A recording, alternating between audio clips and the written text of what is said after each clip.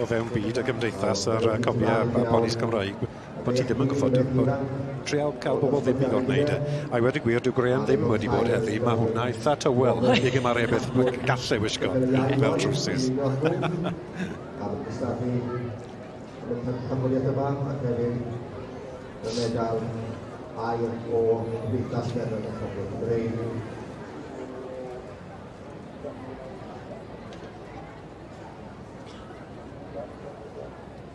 Well, I'm going to have a quick chat with the winner, the Royal Welsh Senior Young Handler winner, Ellie Curwood. How are you, Ellie? How did that feel? It's pretty surreal because it's my last year in this family, so I have to make a bit of a memory. Oh, fantastic. Well done. And what does the Royal Welsh mean to you? Well, it's the breed show, so we have to represent the breed types and just to show off all the hard work that goes on behind the scenes. And travelled far to get here? Yes, 5 hours. Oh, and when are you heading back? After this class. Oh, well, safe journey home. Congratulations.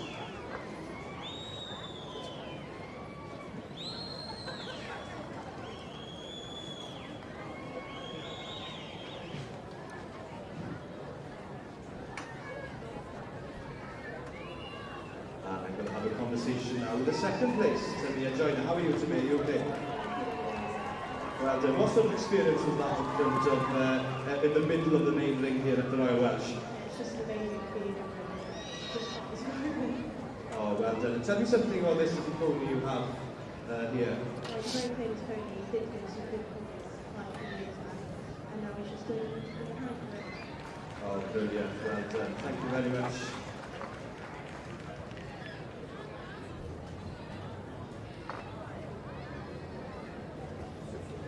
Mae'r cyffro yng ngogledd y prif gylch ar hyn o bryd wrth i ni fwynhau Pencampwriaeth y Merlod Mynydd Cymreig, yr adran A.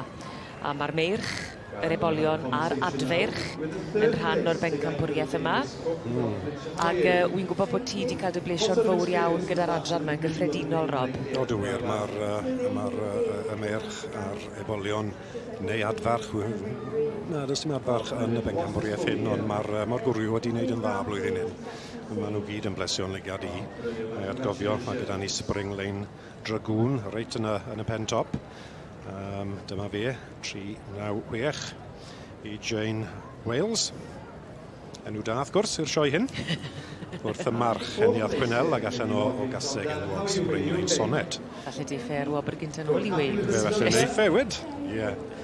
Yr march ifanc gorau, wrth gwrs. Beirniad yn trafeili. A'r drot.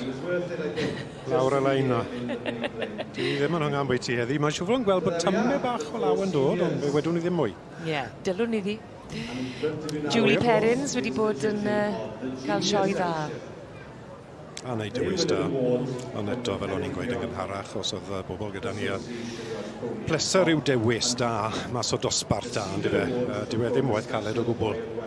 O ti'n sôn bod yr adran B yn boblogaidd iawn gyda rheini o dramor, pobl o dramor. Beth am yr adran B?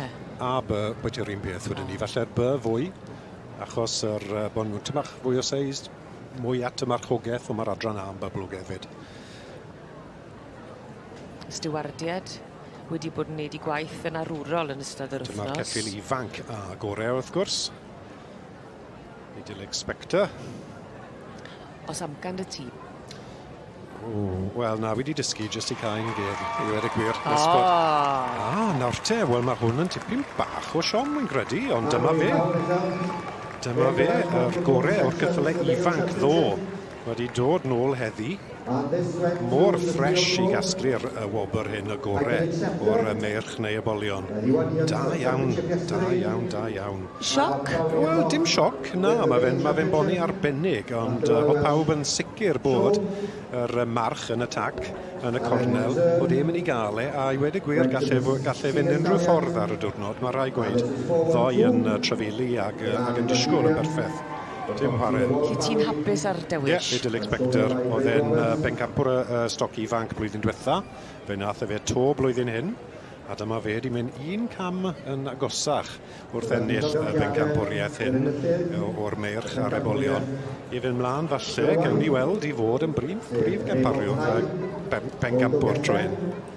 Gawn ni weld. A Dan Williamson. Ac i ddysgu llynedd efo yr ebol ar y dwyblwydd. Oedd yn credu yn y lwyddiant.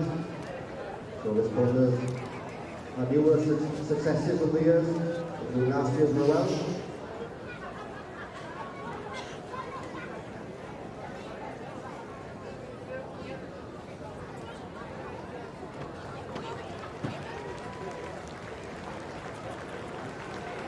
So put your hands together now, as we go past the grandstand.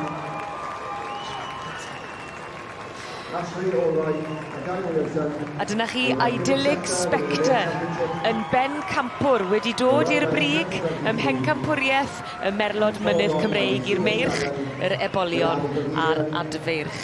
A Ashley, yr un sy'n dangos wrth i fodd yn dangos i doniau.